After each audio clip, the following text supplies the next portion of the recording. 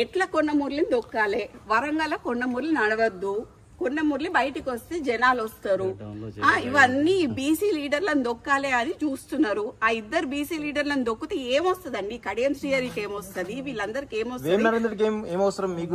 మాకు వేమ నరేందర్ రెడ్డి ఆల్రెడీ అంతకు ముందు వరంగల్ ఈస్ట్ లో నించున్నారండి. వరంగల్ ఈస్ట్ మీద కన్నేసిండు ఆయన. ఎటు చేసి కొండా సురేఖని బయటికి పంపిస్తే వరంగల్ ఈస్ట్ ఆయన సొంతం అవుతుందని చూస్తున్నాడు. అది వరంగల్ ఈస్ట్ లో అంతకు ముందు ఆయన నించున్నాడు, ఆయన కంటెస్ట్ చేసిండు, ఆయన ఓడిపోయిండు. సో ఇప్పుడు ఆ వరంగల్ ఈస్ట్ కోసం ఆయన ట్రై చేస్తున్నాడు. లేకపోతే ఏంది డ్రామా అంతేంది? ఇప్పుడు ఏది ఎటుపోయిందండి? ఇప్పుడు ఉందా పోలీస్ ఏది? అమ్మ అడగండి ప్లీజ్, వాళ్ళని అడగండి. ఇప్పుడు నన్ను అడుగుతున్నా, నేను ఇక్కడే నించుంటా, వాళ్ళని కూడా అడగండి ఎందుకు వచ్చిండ్రు. అది తెలియదండి నాకు, అది తెలియదు ఎక్కడ తీసుకెళ్ళి. మీనాక్షి మ్యామ్ కి అయితే మేము చెప్పడం జరిగిందండి, బట్ ఇట్లా ఇంతవరకు జరిగేంత వరకు అయితే చెప్పలేదు. జస్ట్ ఉత్తమ్ కుమార్ రెడ్డి గారు ఇచ్చారు, ఇట్లా ఇట్లా అని చెప్పారు అని చెప్పాము. ఐజీ గారికి కాల్ చేసి చెప్పారు. వేమ నరేందర్ రెడ్డి ఏమన్నారు అని అంటే, ఒక మంత్రి చెప్తే మేము తీసుకోవాలి కదా అని అన్నారు. కానీ ఒక మంత్రి ఇంటి మీద దాడి చేయడం అనేది అయితే నేను ఎక్కడ చూడలేదు. ఒక మంత్రి ఇంటి మీద దాడి చేసి ఇంతమంది పోలీసు వాళ్ళని తీసుకొని వచ్చి తీసుకుపోవడం అనేది ఏందనేది నాకు తెలుస్తలేదు. కానీ నేను క్లియర్ కట్ గా నేను ప్లీజ్ మీ మీడియా అందరికి ఒకటే చెప్తున్నా, దీంట్లో కొండమురళిని కొండా సురేఖని డిమెరిట్ చేయడానికి ట్రై చేస్తున్న ప్రతి ఒక్కరికి చెప్తున్నా, మా నాన్న వాళ్ళని మా అమ్మ వాళ్ళు చాలా కష్టపడి 40 ఏళ్ల నుంచి రాజకీయాలలో ఉన్నారు. వాళ్ళు ఎంత తొక్కాలనుకుంటే వాళ్ళు అంత పైకి ఎదుగుతారు, అనవసరంగా పెట్టుకుంటున్నారు. ఇదంతా సీఎం వేమ నరేందర్ రెడ్డి అండ్ పొంగులేటి చేస్తున్నారు.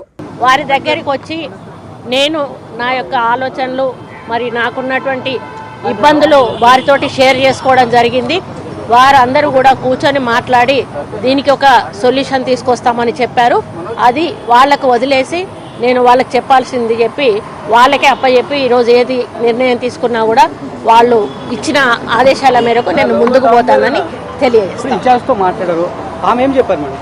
అదే చెప్పారు, వాళ్ళకు వదిలేశాను, వాళ్ళు మేము చూసుకుంటాము, మేము చూసుకొని మేము కోఆర్డినేట్ చేస్తామని చెప్పారు. నేను రేవంత్ రెడ్డి గారికి బంపర్ ఆఫర్ ఇస్తున్నా, నా భూములు ఎక్కడనే చూపెడదా, నీకు దండం పెడతా, నాకు కూడా ఎరకలేదు. మరి ఈ కంపెనీ నాదే అంటాడు, ఆ కంపెనీ నాదే అంటాడు, ఈ బిల్డింగ్ నాదే అంటాడు, ఆ బిల్డింగ్ నాదే అంటాడు. 2 ఏళ్ళకెళ్ళి జల్లడబడుతుండు.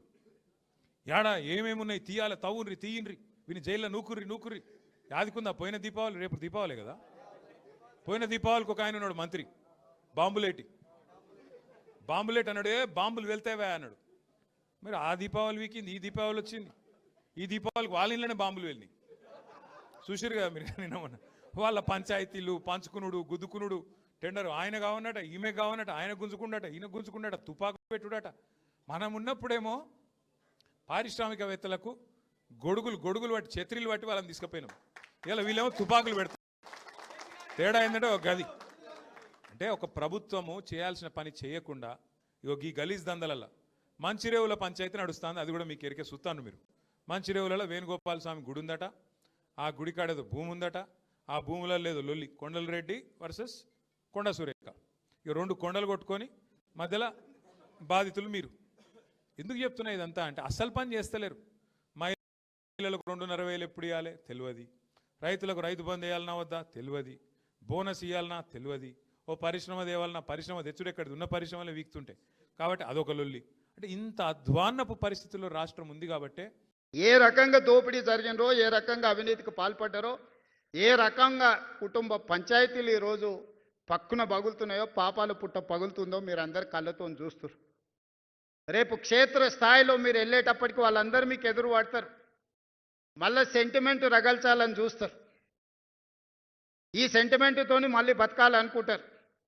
వాళ్ళని ఎక్కడైనా పేపర్లు చూడండి, రెసిడెన్షియల్ స్కూల్స్లలో ఎక్కడైనా పిల్లలు కలుషిత ఆహారం తిన్నరు అని అంటే పైశాచిక ఆనందంతోని డాన్సులు చేస్తుంటారు. అబ్బా 10 మంది పిల్లలు చచ్చిపోతే మేము ప్రభుత్వం మీద బురద చల్లొచ్చు, ఈ పిల్లలు చచ్చిపోతే బాగుండని.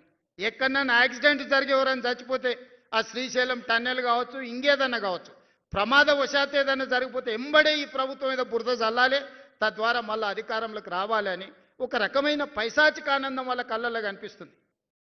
మాసాయిపల్లిలో పిల్లలు చచ్చిపోతే చూడడానికి, బస్సు యాక్సిడెంట్ ట్రైన్కు గుద్దుకొని పిల్లలు చచ్చిపోతే చూడడానికి పోని కనికరం లేని ఈ మనుషులు పాఠశాలల్లో కలుషిత ఆహారం